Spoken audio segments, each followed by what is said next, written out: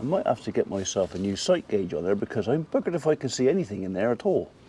Can you see anything in there? Not a lot.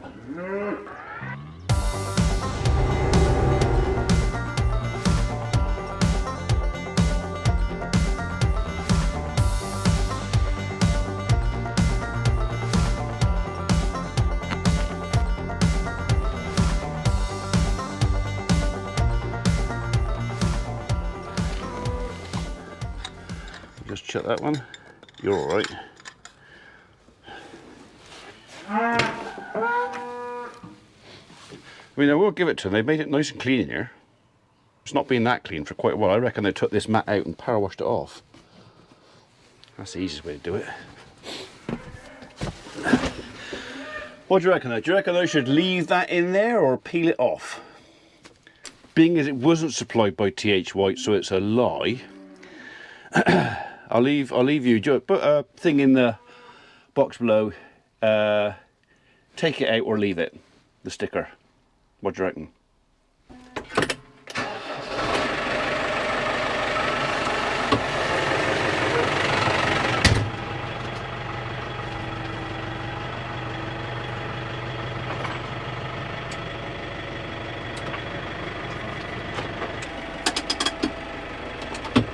Definitely tighten the handbrake up.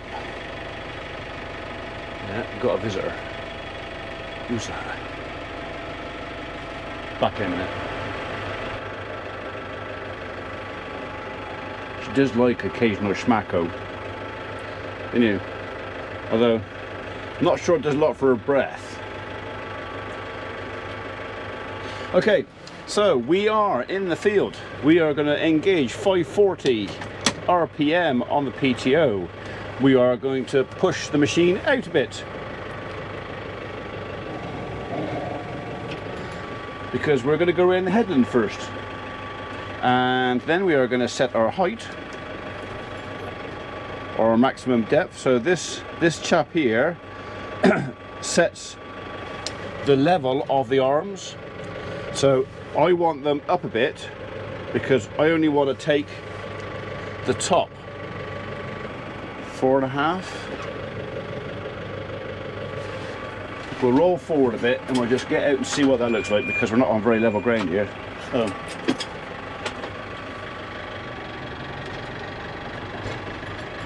Get us on a bit more level ground, and then bit higher. Right. So I think what I might do now is lengthen the top link a bit more. So the top link will tip the mower back on its roller, which in effect should lift up the rotor and the flail cutter heads, I don't know, every turn on the top link, maybe 2 or 3 millimeters. Doesn't sound a lot, does it? But yeah. Right, you wait there a minute, right? Yeah, I wanted to tilt it back a bit more than that.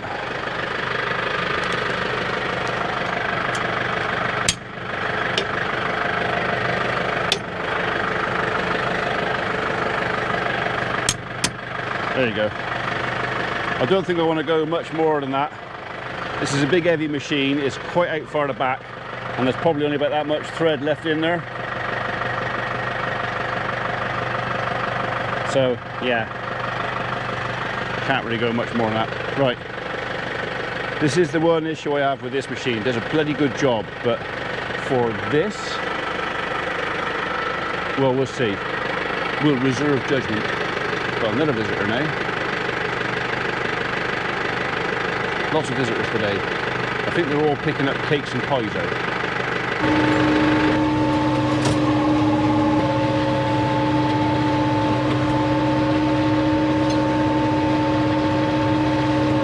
Rabbit watch. Although I think most bunny bunnies are going to be staying in the hedge for the time being. They may not appreciate this too much because I'm going to take away a lot of their hidey places.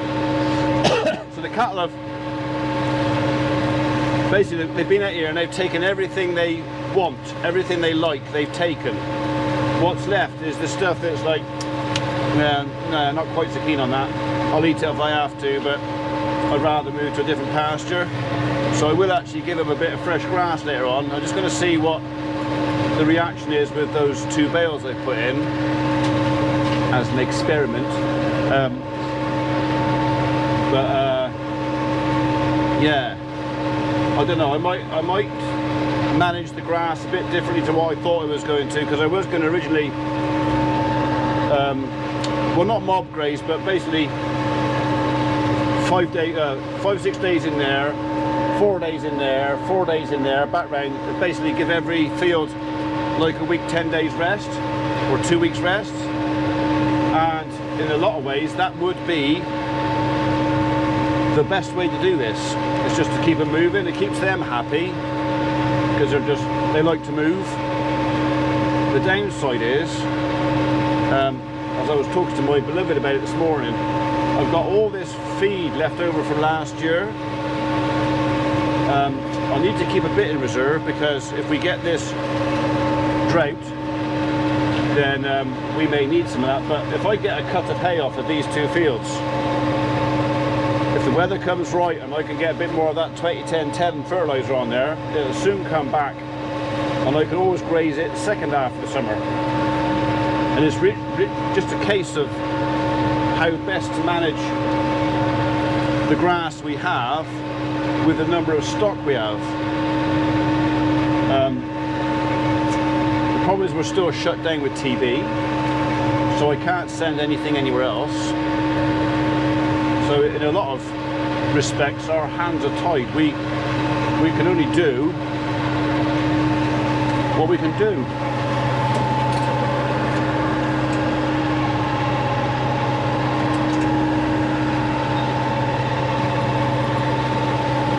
Because out there, we've got quite a crop of grass. Not really, really thick, but it'll make hay for sure.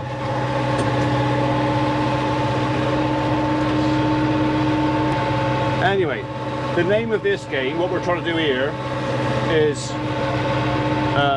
take all the heads off all the buttercups, so stop them from seeding.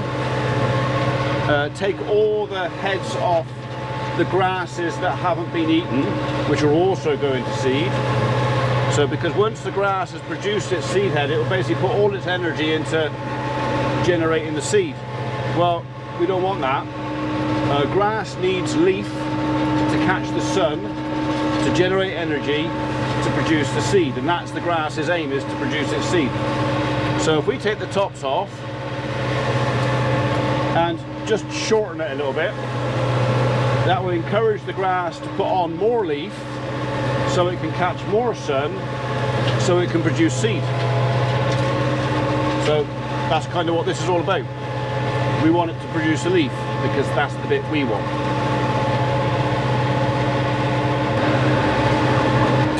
So we are going to graze these paddocks here, and the top paddock I'm going to open this afternoon. I'm going to let them have that for a week along with the bales. Probably shut off the golf course for a week and let that have a bit of rest. So we're still going to manage some of our grass.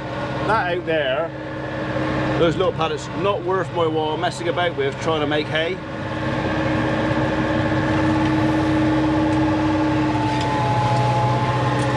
So I'm going to do the same with them as I've done with this. It'll be, cattle can have what they want, and then I'll go in there with a topper and tidy it up.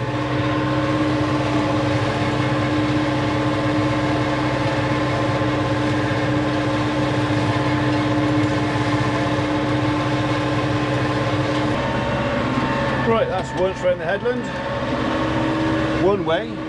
Now we're going to go back the other way.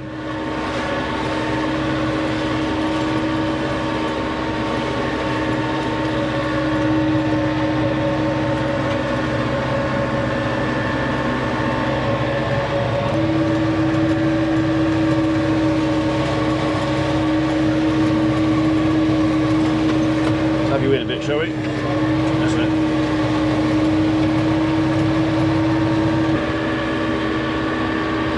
Well, we're going downhill now, so a bit less revs.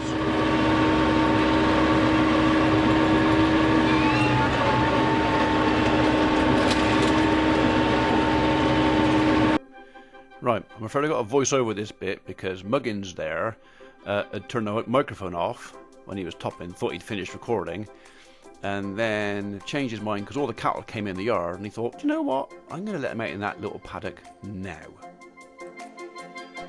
It makes more sense while they're all together, because that way you don't get half going one side of the fence and half the other side and then getting all stressed out because they can't get together.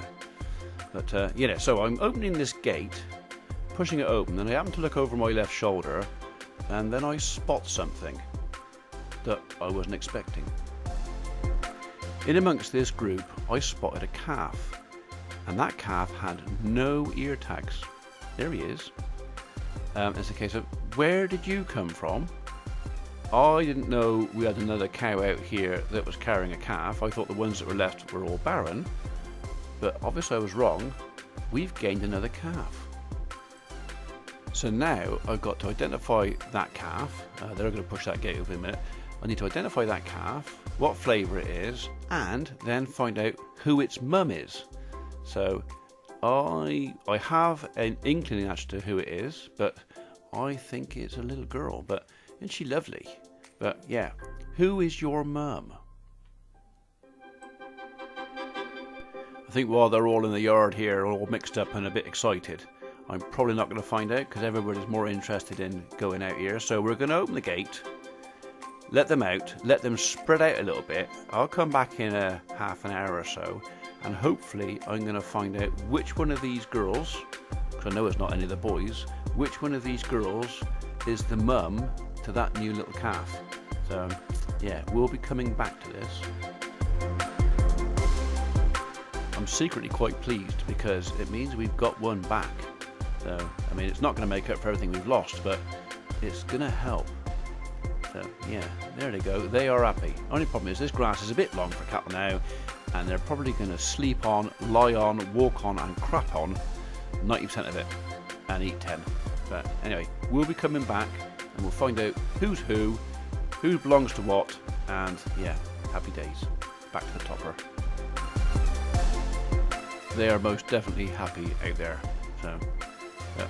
Not a lot of ground for them, but that'll keep them going for a couple of days.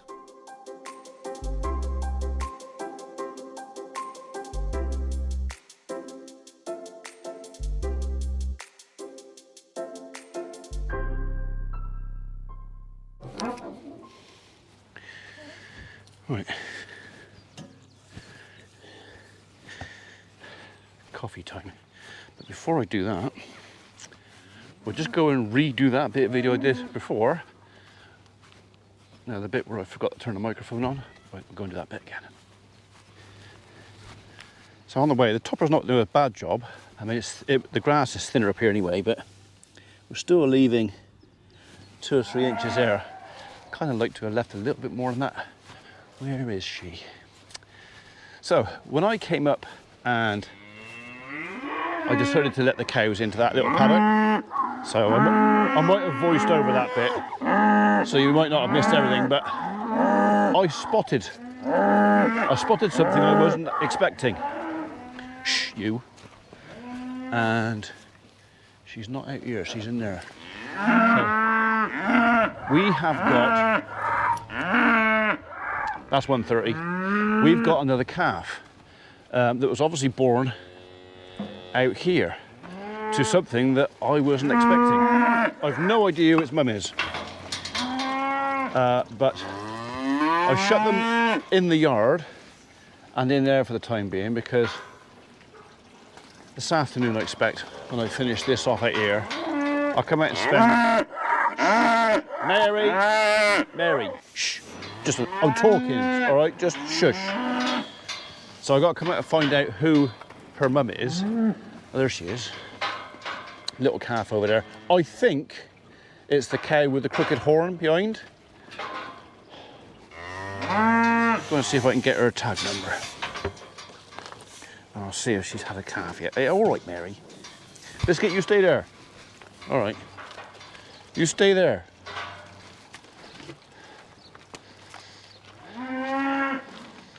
So who is your mum? I don't think it's you, because I think you're a steer. 157. Is that your calf? 157? Have you had a calf? So there's no marks, there's no holes in this calf's ears. So I think it's a couple of days old. It is a heifer. 157, and I think it's hers. I think it's hers. How did we miss that? Okay, anyway, calf's up and obviously very happy, and mum's obviously very happy. Yeah, 157. And now I'm gonna have to go in my office and go through all the records and find out if 157's had a calf yet. But as now, little girl. Oi, what are you eating, dirty animal? Right, so I could let them out now, but yeah, they'll be over that tractor like a rash, knocking everything off it, so I'll leave them in the yard for a bit. Come on you, stop eating poo. Right, we're back. It's 5 to 4, so I've got another hour or so I can go and do a bit more topping. We had a couple of folks come up through runners earlier and said, oh, shut the cattle in. I said, yeah, shut the cattle in, did it just for you. Obviously I was being facetious. And they said, yeah, we're always a bit nervous about running through cattle. I said, never run through cattle, all right? If you like to run or jog, if you go into a field full of cattle, don't, okay? Just don't. If you walk through a herd of cattle, all right, this is with mine, if you walk through my cattle, they'll follow you. They'll just follow you. If you run through the cattle, they'll chase you. And that's a big difference between being followed and then being chased and then getting all excited and then skipping and then somebody gets hurt. And half these people who get hurt walk into a field of cattle with absolutely no idea about the animal. And then they do something stupid, either themselves or their pet, and then the farmer gets the blame. And you've also got to remember, when you're walking through a herd of cattle, you don't know who's been through that herd 10 or 15 minutes before you. You're not the only person who uses a footpath. I just locked that, okay?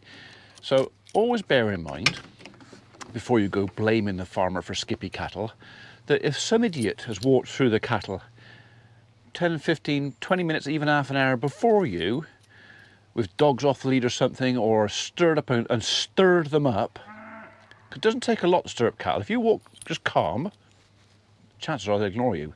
But you've only got to have some idiots stir them up, get their tails up, and it doesn't take them 2 seconds to calm down. They're stirred up for half an hour. So just be wary of that, you know. If you're going to walk into a field with a load of cattle and someone's just come out of it with a dog, especially if that dog's not on a lead, be aware, okay? Be aware. Don't be so fast to blame the farmer, okay? No farmer in their right mind is going to put dangerous cattle in a field with a footpath. You just don't keep them. You know, if you've got a dangerous animal, it goes. At least that's what I would do. I've got no choice here, mind you, because all of my fields, bar one, I've got footpaths going right through the middle of them. So I can't shut the paths off, even if I want to. Completely impractical. So, yeah, so just think, when you're walking through cattle, don't think of just yourself. Think of who else has been through there. Have you passed someone coming the other way? Were they all dressed in bright colours? Had they been chased? Had they been with dogs? Had it all been stirred up? Because you get the summer holidays and everybody's out walking their dog and walking their granny and stuff like that, and somebody winds them up. That's it. They stay wind up for a good hour. Just think on.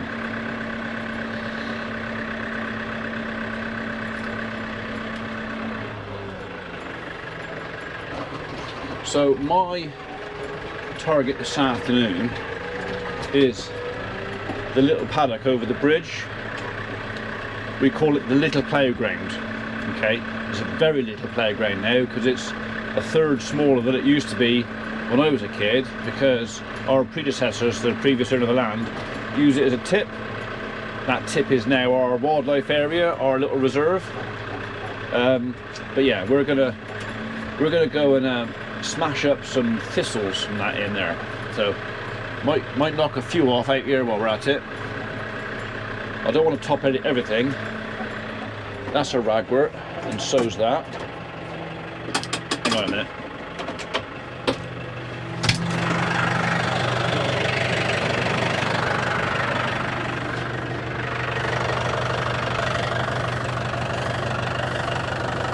That's a big one too. Right, are you going to come up?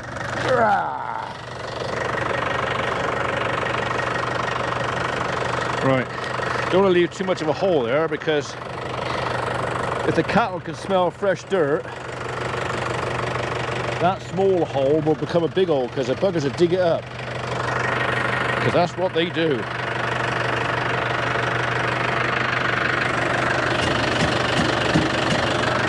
Get rid of that in a minute.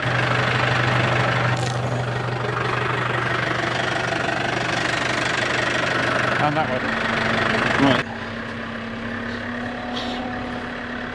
Hooey.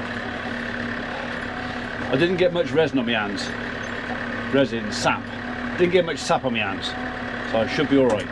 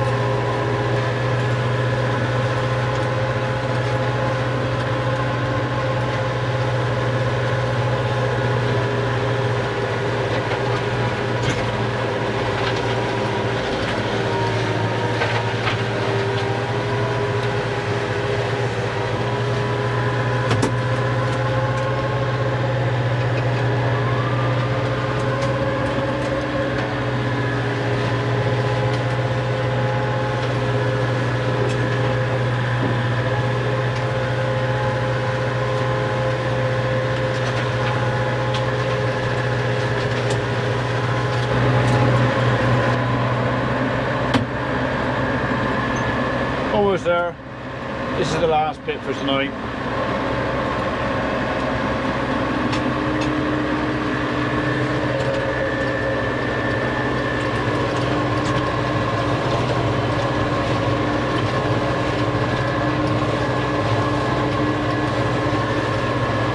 One last little triangle and we are done.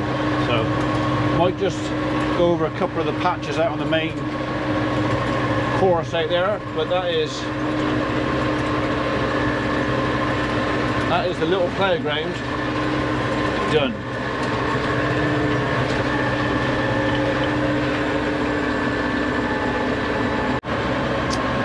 This might be just a little bit satisfying, maybe. Big old clump of ball thistles. I think we're going to play a game of now you see them.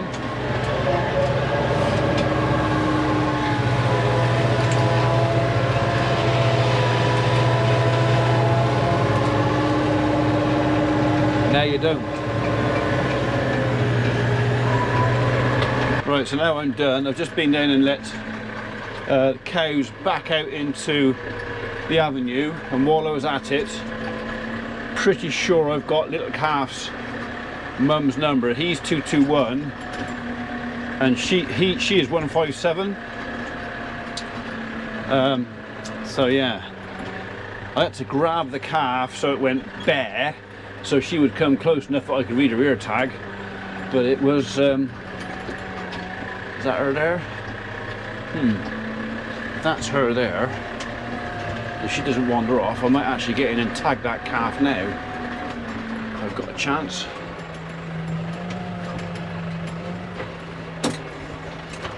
It might just work.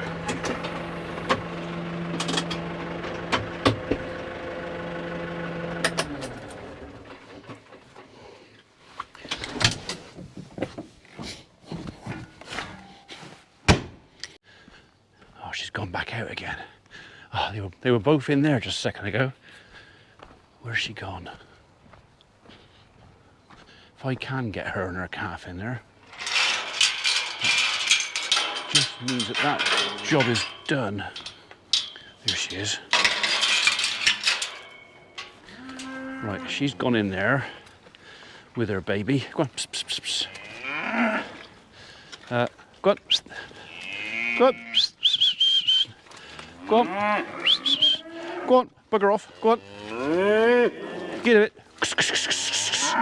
Go on. Pss.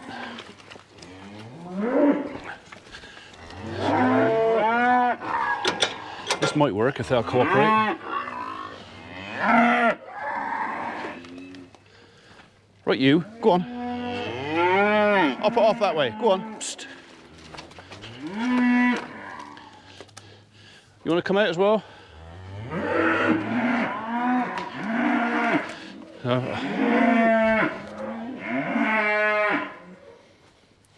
I want you and your calf.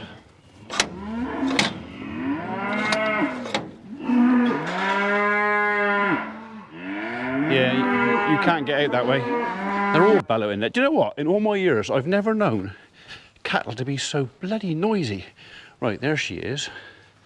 That's who I want. And her calf. Right, go on, Tiddler. There you go. That's it. Go on, up in here. Go on. And you, go on. That's it. Now I can let everybody else back through. I can sort her out in my leisure now.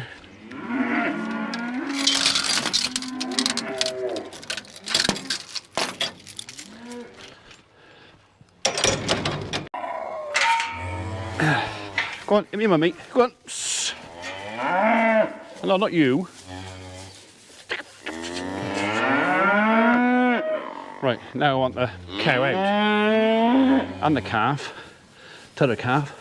Go on. You can stay there with Little in a minute. Right. Right. Do your cows make this much blimmin' noise. Shut up!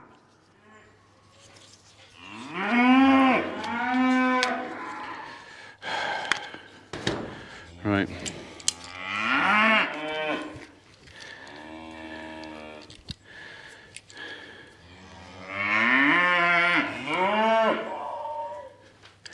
One.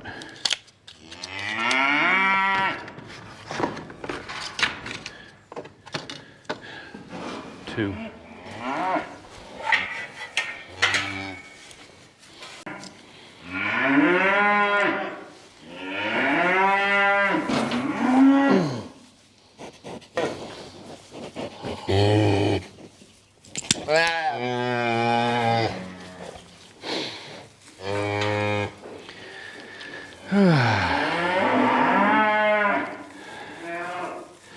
Come back here, you.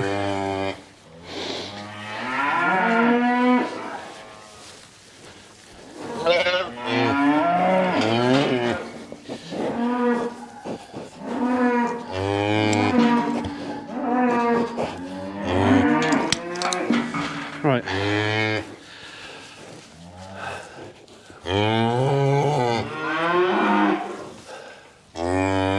One 157. Right. You can go out. And so can you. Go on. Psst.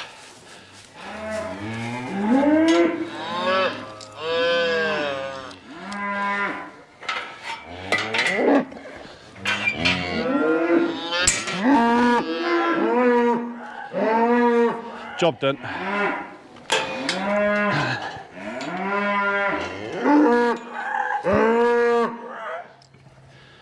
That was Mary. Scratch my bum. I've already done it once. Not doing it again. It was 1000157. That's all the numbers. Okay.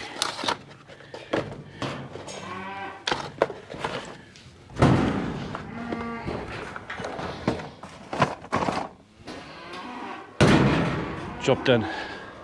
I'm going to register him now. Register her.